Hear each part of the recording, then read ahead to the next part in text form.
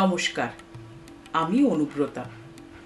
বইমহলে আপনাকে স্বাগত জানাই। বইমহলে এখন চলছে সুলেখিকা শ্রীমতী লীলা মজুমদারের ভৌতিক সিরিজ।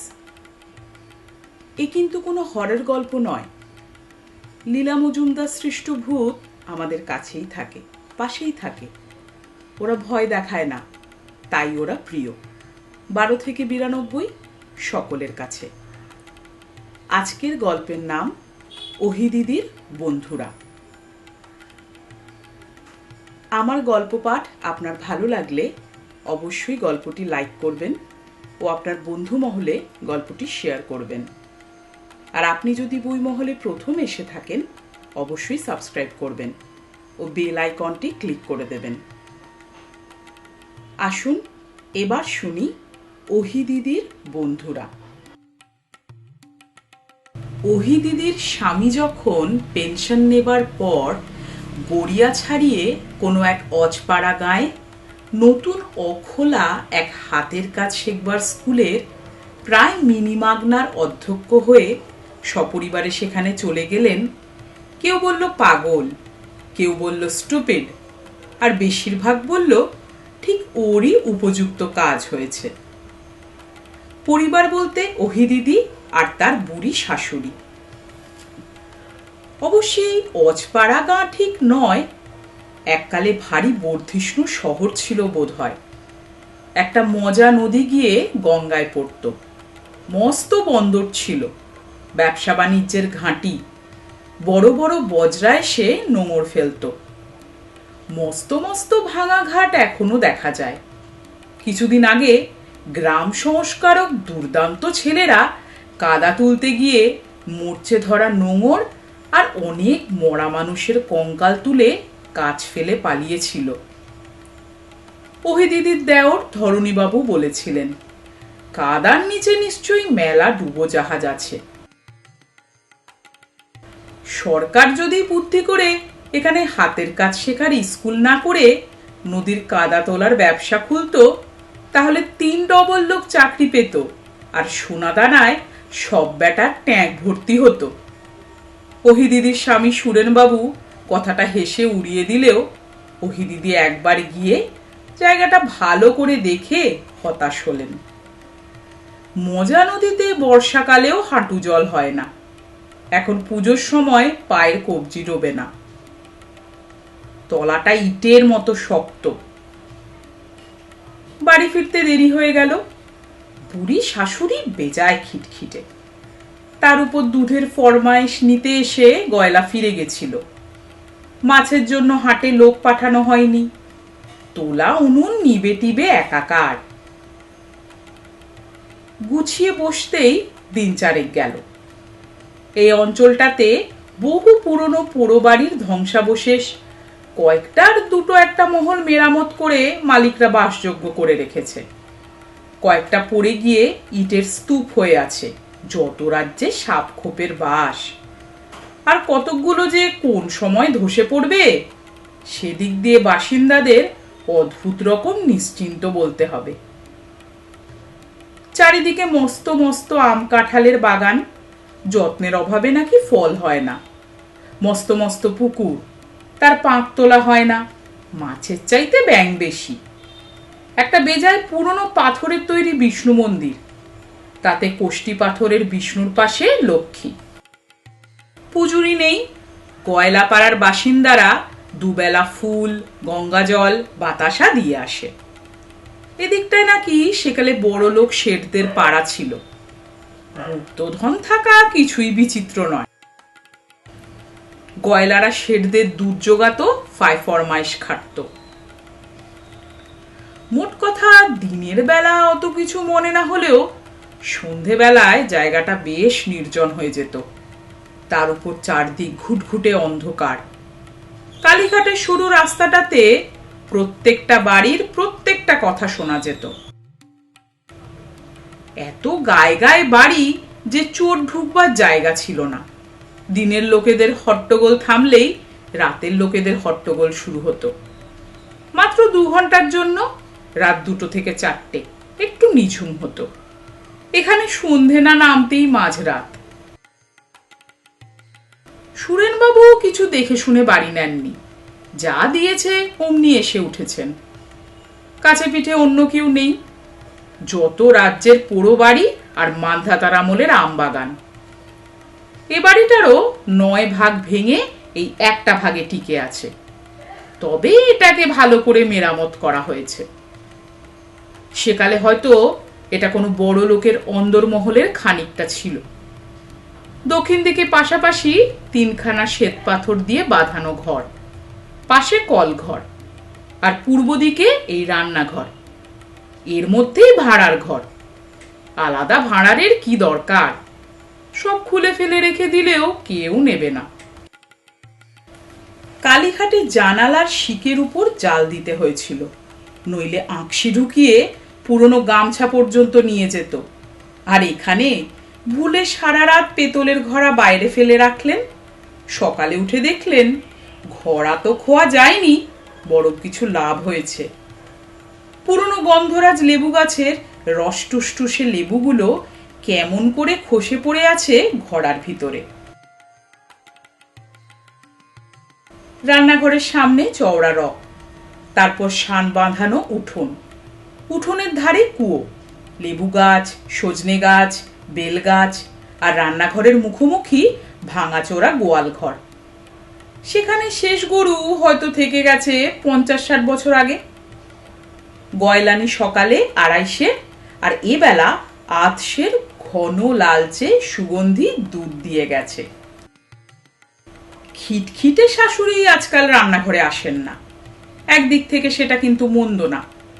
তিনি 2 বেলা 2 বাটি 1 বলকা দুধ খান, সেটা আলাদা করে তুলে রাখা হয়। 2 বেলা চায়ের দুধও আলাদা করা হয়, বাকিটা পড়ন্ত আঁচে বসিয়ে রাখা হয়।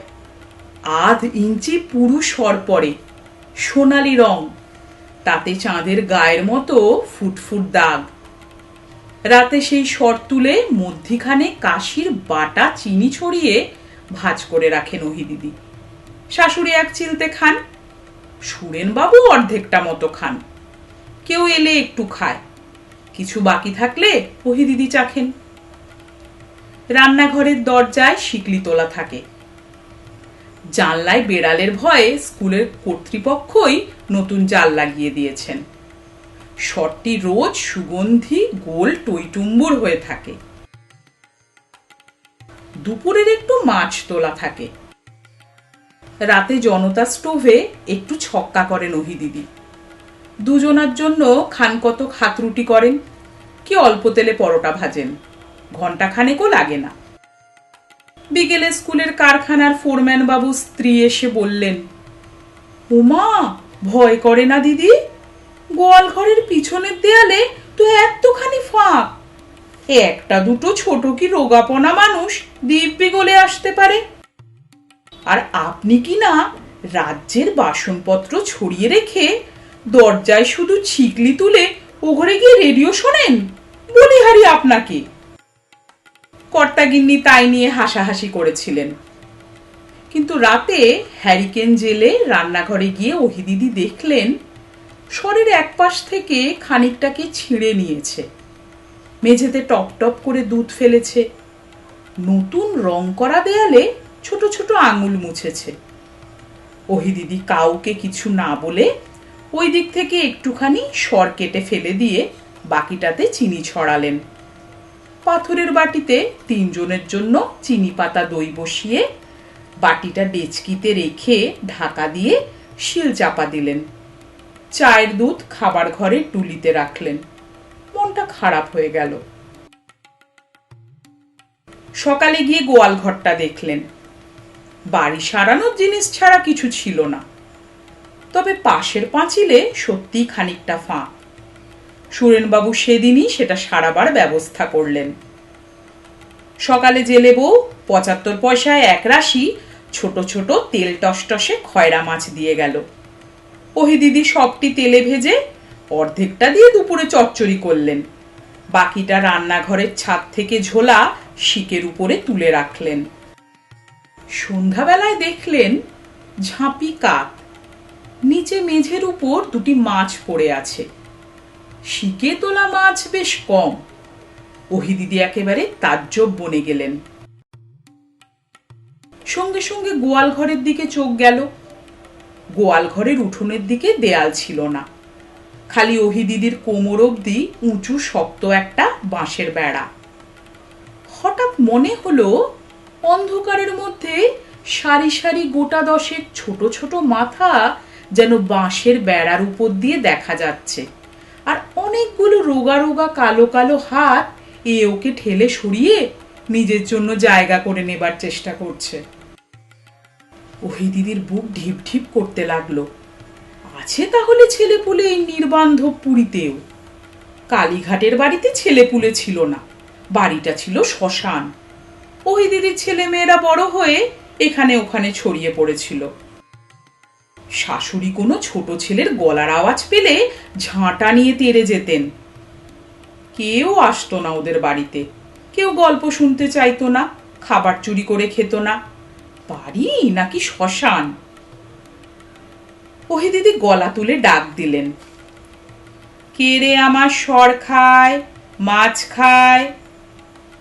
অন্ধকারের মধ্যে ঠেলাঠেলি চুপ। ওহি দিদি বললেন, আয়, গোলাপি বাতাসা দেব, ভাজা মশলা দেব, পরীদের দ্বীপের গল্প বলবো। বলার সঙ্গে সঙ্গে সুরসুর করে তারা বাঁশের বেড়া টপকে এগিয়ে এলো। ৮-১০টা রোগা ছেলে মেয়ে, গায়ে জামা নেই, রুক্ষ চুল, সাদা দাঁত বের করে ফিক ফিক করে হাসছে। ওহি দিদি গোলাপি বাতাসার কৌটো খুলে বললেন, কাছে আয়, হাত পাত। অমনি 10টা নোংরা নোংরা হাত পাতা হলো।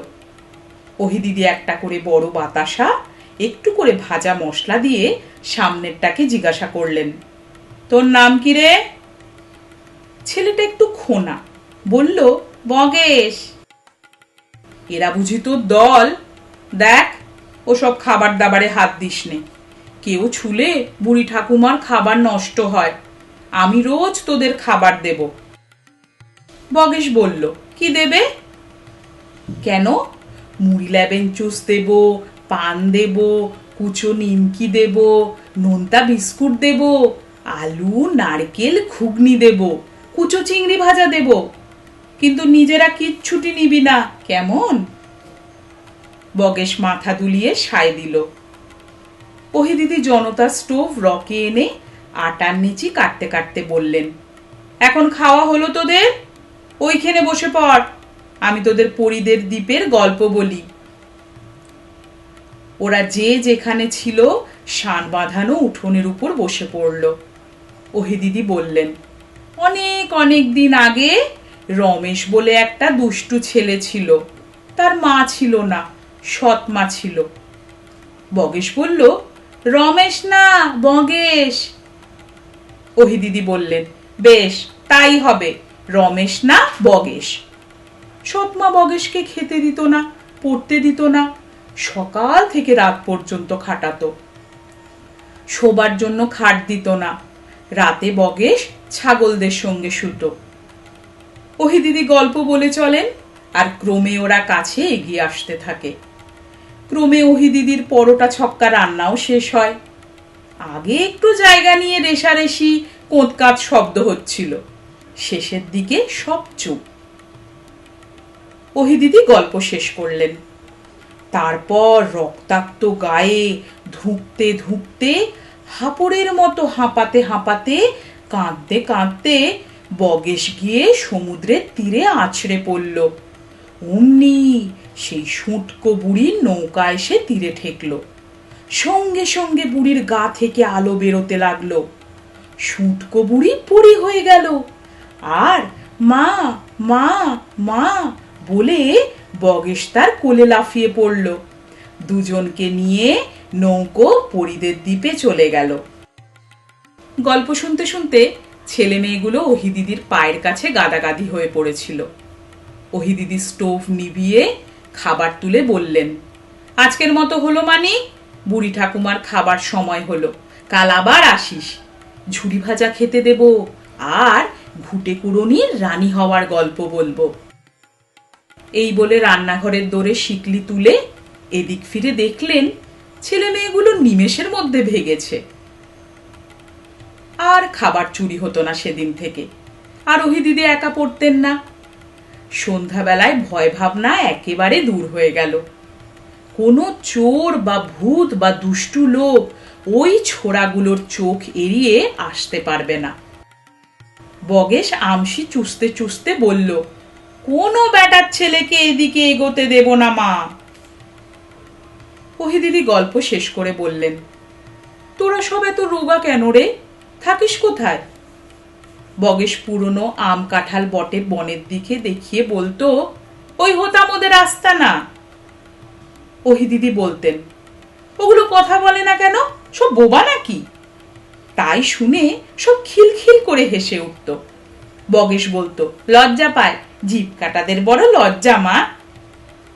ওহি দিদি বললেন, দূর বেটা, যারা বড্ড কথা বলে তাদের জিভ কাটা বলে। কাল তালের বড়া করব, তালের ক্ষীর করব, খাবি তো? তাই শুনে সব ওর গায়ে গড়িয়ে পড়ল। ওহি দিদিও রকে দাঁড়িয়ে হাসতে লাগলেন। আহা, খেতে পায় না নিশ্চয়ই, পাতার কুঁড়েতে থাকে। মা বাবাগুলো মানুষ না, অভাব অনটনে হয়তো এগুলোকে বেদম পেটায়। ওদের সুখী করো ঠাকুর। এমনি করে প্রায় 4টে মাস কেটে গেল। সুরেনবাবুদের জন্য স্কুলের হাতায় চমৎকার এক নতুন কোয়ার্টার তৈরি হয়ে গেল। ওহি দিদি বললেন, ও মা, বলে কি, পৌষ মাসে কখনো বাড়ি বদলাতে হয়? মাঘ পড়লে যাব। ছেলে পেলেগুলোর উপর বেজায় মায়া। দিনগুলোকে ওরা দিব্যি জমিয়ে রেখেছিল। ওরা যে নতুন কোয়ার্টারে যাবে না সে বিষয়ে ওহি দিদির কোনো সন্দেহ ছিল না। প্রাণ ধরে চলে যাবার কথাটা ওদের বলতে পারছিলেন না। ওদেরও নিশ্চয়ই কষ্ট হবে, কে খাওয়াবে কালো কালো রোগা গরিবের ছেলেদের? পৌষ পার্বণে ওহি দিদি পাটিসাপটা, গোকুল পিঠে, নারকেল নাড়ু, দুধ পুলি করে সবাইকে খাওয়ালেন। সুরেনবাবু সহকর্মীরা বেজায় প্রশংসা করলেন। শাশুড়ি বারণ শুনলেন না, 3টে পাটিসাপটা, 1 বাটি দুধ পুলি খেয়ে ফেললেন। আর সবাই চলে গেলে সুরেনবাবুও তাস খেলতে মুকুন্দদের ওখানে গেলে ওহি দিদি রান্নাঘরের রকে দাঁড়িয়ে ডাকলেন, এই বগেশ। অমনি ফিক ফিক করে হাসতে হাসতে 10টা ছেলে মেয়ে হাজির হলো। ওহি দিদি স্বাদ মিটিয়ে ওদের খাওয়ালেন। তার আগে ঘটি থেকে জল ঢেলে হাত ধোয়ালেন। খাওয়া শেষ হলে সবাইকে একটা করে পান দিয়ে ওহি দিদি বললেন, আমরা স্কুল পাড়ায় উঠে যাচ্ছি, জানিস বোধ হয়। বগে সকলের হয়ে বলল, যাবিনে আমাদের নতুন বাড়িতে? সবাই জোরে জোরে মাথা নাড়ল। ওহি দিদি বললেন, আমার দুঃখ হবে, বলে আঁচল দিয়ে চোখ মুছলেন। তাই দেখে সবকটা ফোঁচ ফোঁচ করে একটু কাঁদল। তারপর বগেশ বলল, মোরাও থাকবো নি মা, মোরাও চলে যাব। কোথায় যাবি রে? পারিস তো আমাদের বাড়িতে আসিস। খুশিতে সব মাথা দোলাতে লাগলো। রান্নাঘরে শিকলি তুলে ওহি দিদি ফিরে দেখেন সব পালিয়েছে। ভাবলেন আর ওদের সঙ্গে দেখা হবে না, খুব কষ্ট হলো। পরদিন সকালে বাক্স প্যাঁটরা, বাসনের সিন্দুক বিছানা সব নতুন বাড়িতে রওনা করে দিয়ে সুরেনবাবুকে আর শাশুড়িকে একটা সাইকেল রিকশাতে তুলে দিয়ে ওহি দিদির স্বামীকে এই প্রথম মিথ্যা কথা বললেন, তোমরা এগো, আমি গয়লা বউয়ের টাকা দিয়ে তাকে সঙ্গে করে নিয়ে আসছি। সমস্ত উঠোন, গাছতলা, গোয়ালঘর দেখলেন। পাঁচিল মেরামত হয়েছিল, কিন্তু যাদের আসবার তারা ঠিকই পাঁচিল টপকে আসতো। ওহি দিদি আমবনে ঢুকে অনেকখানি ঘুরে এলেন, কোথাও কোনো কুড়ে ঘর কি বস্তি দেখতে পেলেন না। তখন তাদের আরেকবার দেখবার আশা ছেড়ে দিয়ে একটা রিকশা নিয়ে নতুন কোয়ার্টারে চলে গেলেন। এর 2 মাস পরে ছোট মেয়ে জামাই ত্রিবাঙ্কুরে বদলি হলো। নাতি নাতনিকে অনেক দিনের জন্য ওহি দিদির কাছে রেখে গেল। তখন একদিন গয়লা বউ হঠাৎ বলে বসলো, এবার নতুন বাড়িতে উঠে এসেছ, এখন বললে দোষ নেই। কি করে 5 মাস ওই হানা বাড়িতে বাস করলে মা, ভেবে পাইনি। সন্ধ্যার পর গ্রামের লোকেরা ও তল্লাটে যায় না জিভ কাটাদের ভয়ে। তোমরা কিছু দেখোনি? ওহে দিদি কাঠ হলেন। শাশুড়ি বললেন, কি বলছো বউ? জিভ কাটা আবার কি? আমরা কাউকে দেখি টেকিনি। কে ওরা? ওমা, শোনোনি ঠাকুমা? ওই বাড়িটা ছিল এক মস্ত সদাগরের। একবার ভোরবেলায় গয়লাদের ছেলেমেয়েরা পৌষ পার্বণের বাসি পিঠে খেতে এসে এমনি অট্টগোল করেছিল যে কর্তা তাদের 9 জনের জিভ কেটে দিয়েছিলেন। সবচেয়ে বড়টা পালিয়েছিল। সেও তো আজ 200 বছরের কথা হবে। গয়লাপাড়ায় আমরা আজও তাই নিয়ে দুঃখ করি। তারপর থেকে নাকি আম বাগানে আর বোল ধরে না। কিন্তু আশ্চর্যের কথা কি জানো মা? এক্ষুনি দেখে এলাম গাছে গাছে মুকুল এসেছে। যাই মা, এসব হলে আমরা দুঃখীরা দেবতাদের পুজো দিই। সমাপ্ত।